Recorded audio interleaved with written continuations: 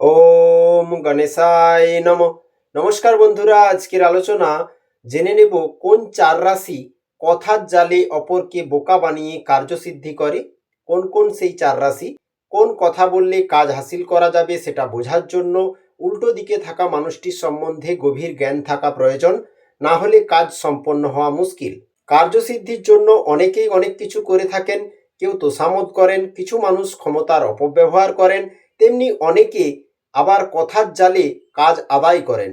কথার জালে কাজ আদায় করা সহজ জিনিস নয়, সবার পক্ষে এই কাজ সম্ভবও নয়। কাউকে নিজের কথায় ফাঁসানোর আগে জানতে হয় উল্টো দিকে থাকা ব্যক্তির মন কিসে গলবে।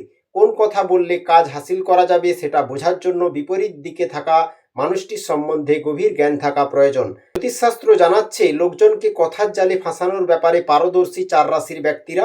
তালিকায় কারা রয়েছে জেনে নিন। এক হচ্ছে মিথুন রাশি। লক্ষ্য পূরণের জন্য অপরকে লক্ষ্যচ্যুত করতে কথার জাদু ব্যবহার করেন মিথুন রাশির জাতক জাতিকারা। এদের সদাহাস্য মুখ দেখলে চট করে ধরতে পারা যায় না যে এদের মনে ঠিক কি চলছে, কিন্তু এই রাশির ব্যক্তিদের কথাবার্তা যদি বিশ্লেষণ করে দেখা যায় তাহলেই এদের মনের গহীনে থাকা আসল উদ্দেশ্যটি ধরা পড়ে। দ্বিতীয় রাশি হচ্ছে বৃশ্চিক। বৃশ্চিক রাশির জাতক জাতিকারাও মন ভোলানো কথা বলার ব্যাপারে এগিয়ে রয়েছেন।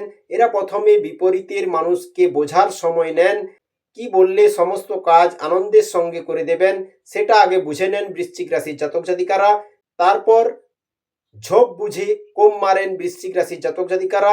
বৃশ্চিক রাশির ব্যক্তিরা এতটাই ধূর্ত হন যে তাদের এই কাজ কখনো ধরা পড়ে না। তৃতীয় রাশি হচ্ছে মকর। শনির রাশি মকর ও কথার ভাঁজে মানুষকে বোকা বানানোর ব্যাপারে ওস্তাদ। এরা সাধারণত প্রয়োজনের বেশি কথা বলতে পছন্দ করেন না, তবে কার্যসিদ্ধির জন্য এরা যা কিছু করতে পারেন। বিপরীতে থাকা মানুষ এদের জীবন দেখে সহজেই এদের জালে পা ফেলে দেন, ভাবেন নিজেরই ভালো হবে। তারা মকর জাতক জাতিকাদের আসল উদ্দেশ্যের আভাস বা নাগাল কিছুই পান না। চতুর্থ রাশি হচ্ছে মীন রাশি। বাস্তবসম্মতভাবে মীন রাশির জাতক জাতিকারাও এই দৌড়ে সামিল হয়েছেন। এদের খামখেয়ালিপনা দেখে কেউ চট করে সেটা ধরতে পারেন না, কিন্তু এই রাশির মানুষেরা সন্তর্পণে নিজেদের কাজ চালিয়ে যান। মীন রাশির জাতক জাতিকা প্রধানত বিপরীতে থাকা ব্যক্তির আবেগকে ত্যাগ করেন।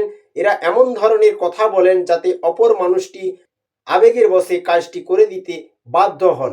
বন্ধুরা, সত্য লাগলে অবশ্যই কমেন্ট করবেন, হর হর মহাদেব কমেন্ট করবেন এবং প্রতিদিন একটু হলেও অন্তত 31 বার কৃষ্ণ নাম করুন, এতেই মানসিক শান্তি মিলবে এবং স্বীকৃতি অর্জন করবেন। চ্যানেলে নতুন হলে সাবস্ক্রাইব করবেন।